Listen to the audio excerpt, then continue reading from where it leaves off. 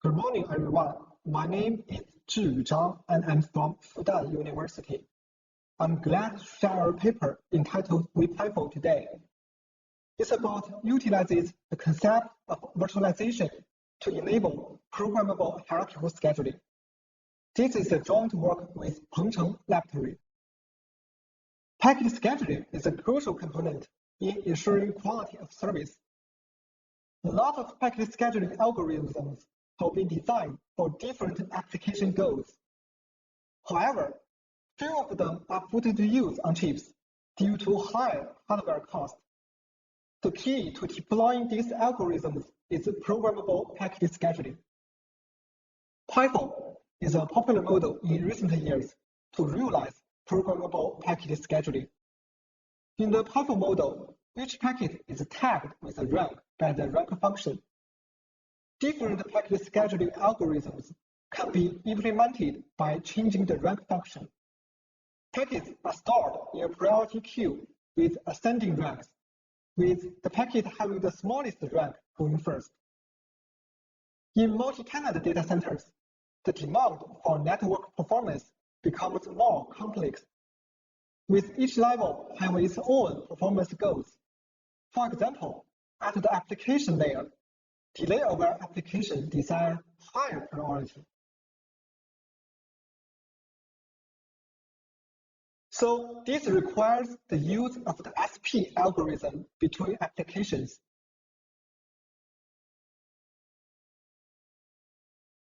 And at the tenant layer, we might want to evenly distribute bandwidth among tenants, which calls for the use of the WFQ algorithm.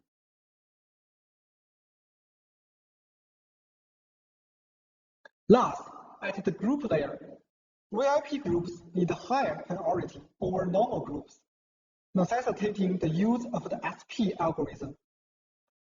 These demands from different layers exist simultaneously. Therefore, we can see that what multi-tenant data center actually need is hierarchical scheduling, which can't be expressed by a single PIFO.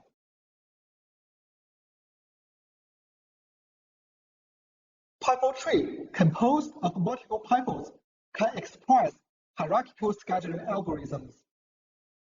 The hierarchical scheduling demands we just discussed can be represented by a PIFO tree, as shown in the diagram on the right.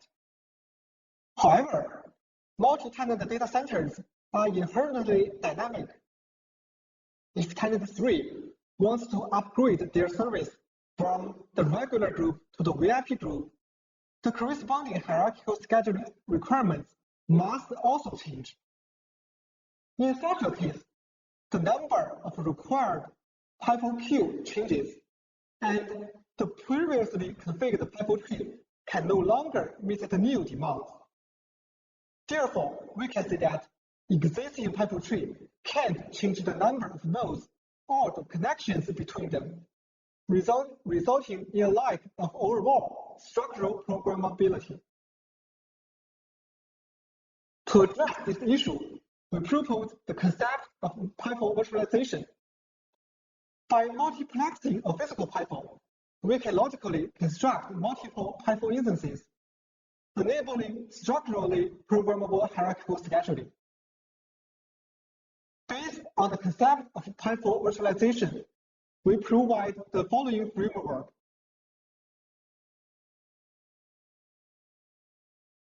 First, we abstract the requirements into PIFO instances. Next, we manage the PIFO instances in the hypervisor and maintain their relationships. Finally, the physical PIFO completes the ranking operations generated by the PIFO instances. In order to implement the framework, we summarize 3 challenges. In terms of hardware implementation, how to design a multiplexable physical PIFO. Next, in runtime management, how to allocate physical PIFO resources to logical PIFO instances. Finally, in terms of configuration, how to express hierarchical scheduling algorithms using logical PIFO. Let's start with challenge 1, how to design a multiplexable physical PIFO. Let's first take a look at the current implementation of physical PIFOs. Among various related works, our previous work, BMW tree, stands out with the highest scalability, supporting over 100K flows. Thanks to its tree structure, as highlighted by the red box in the diagram, the amount of the data involved in a single operation is at the O log n level. Compared to other ON level implementations, BMW tree has the smallest context size. So let's review the hardware architecture of the BMW tree. In BMW tree, the packet priority is stored in SRAM. The ranking processing unit, RPU, loads data from SRAM, perform ranking, and then store it back to SRAM. For the push operation, the push command begins with RPU1, executing the sequence of load, ranking,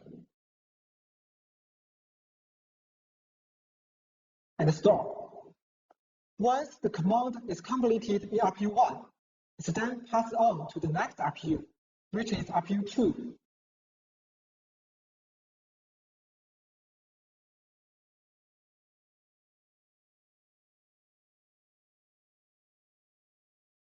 So this process continues, with each RPU handling the push command in turn.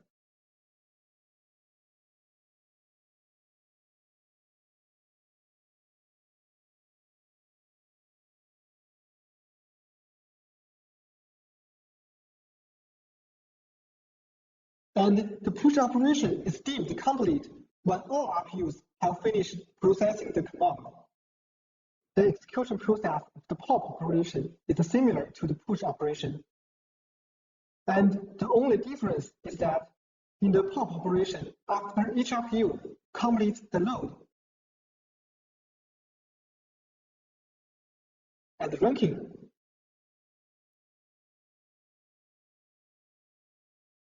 it must wait for the next RPU to finish its ranking.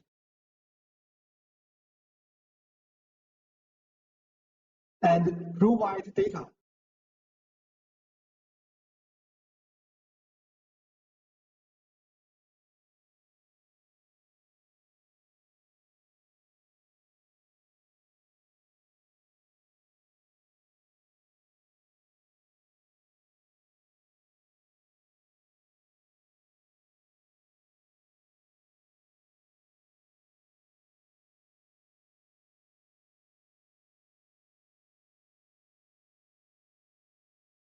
Different operations can run in a pipeline manner. As shown in the diagram, there are currently 3 operations running in parallel at different levels within one BMW tree. So from the introduction to the BMW tree, we see that its context is the data within one RPU. This means that as long as we can dynamically load and store data, the RPU can perform ranking for different PIFO instances. Given these advantages of the BMW tree, we select it as the foundation for building a multi-flexible physical PIFO. First, for the storage part, we combine the data of multiple PIFO instances together. And our strategy for data placement focuses on balancing SRAM size by distributing the root nodes of the PIFO instances across different SRAMs as evenly as possible. Next, for the ranking part, we arrange the original RPU sequence into a ring. With these modifications, we can now serve multiple PIFO instances simultaneously. And different colors represent different PIFO instances, and now they can perform operations on a single physical PIFO.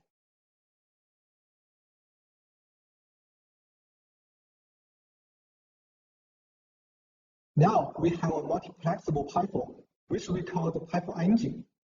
But how do we allocate it to logical PIFOs? For example, on the left, we see multiple operations from different instances arriving. Which one should be processed first? How can we avoid conflicts between them?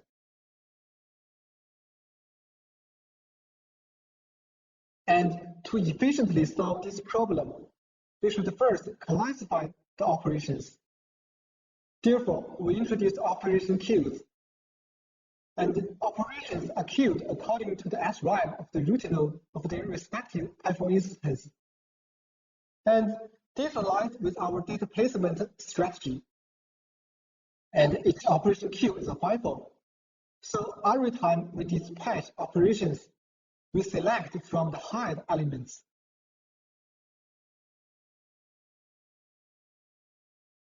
And aiming to maximize RPU utilization, we use a greedy strategy for the dispatch algorithm. Here, operations from PIFO X and PIFO Y are selected to execute on RPU, while PIFO operations from PIFO Z remain in the operation queue. The specific detail of the algorithm can be found in the paper, where we provide analysis and simulation experiments to support its allocation efficiency. Now we can allocate logical PIFOs. We call this module the PIFO-wizer. But how do we express hierarchical scheduling algorithms using logical PIFOs? So for complex hierarchical scheduling requirements, we desire a more formalized expression.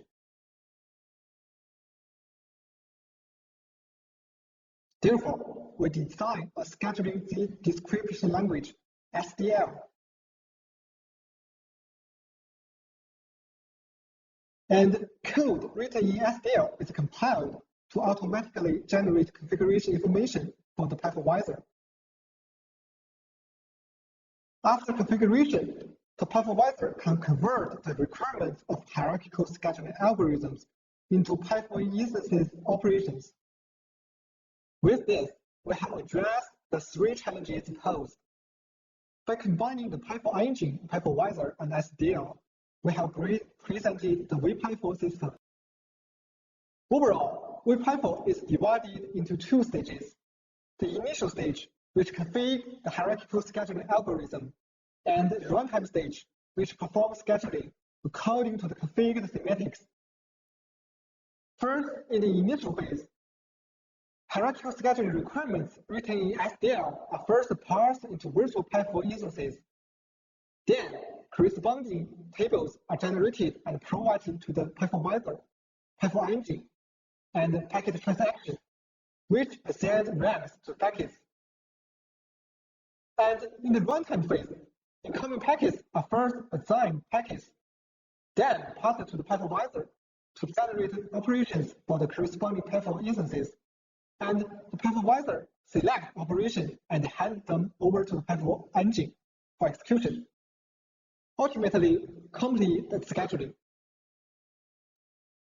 So the SDL and the compiler are implemented in software, while the PIFO-wizer and the PIFO engine are implemented in hardware. Finally, in the evaluation part, we conducted simulations on S3 and prototype experiments on FPGA and ASIC. The simulations are designed to measure the impact of the hierarchical scheduling algorithms on flow completion time, while the prototype experiments aimed to assess performance and hardware resource consumption. In the simulation experiments, we constructed a 4-level hierarchical scheduling algorithm consisting of 100 tenants. Scheduling was performed across 4 layers: tenant groups, tenant tags, tenants, and applications. We measured the FCT of the highest priority tenant. In the PIFO scheme, a single physical PIFO was used, requiring tenants marked for different layers to queue together. As a result, the highest priority tenant was not actually prioritized in scheduling. In contrast, the vPIFO scheme also used a single physical PIFO, but could logically construct multiple PIFO instances, allowing rank at different layers to queue separately. This setup correctly reflected our intended scheduling effect, and the result shows that vPIFO achieved a tenfold improvement in FCT. we conducted prototype experiments on FPGA. In the graph, the horizontal axis represents the number of vPIFO instances that vPIFO can virtualize, while each line represents the capacity of one vPIFO instance. The original vPIFO scheme without virtualization can support 4096 flows at a frequency of 50 MHz.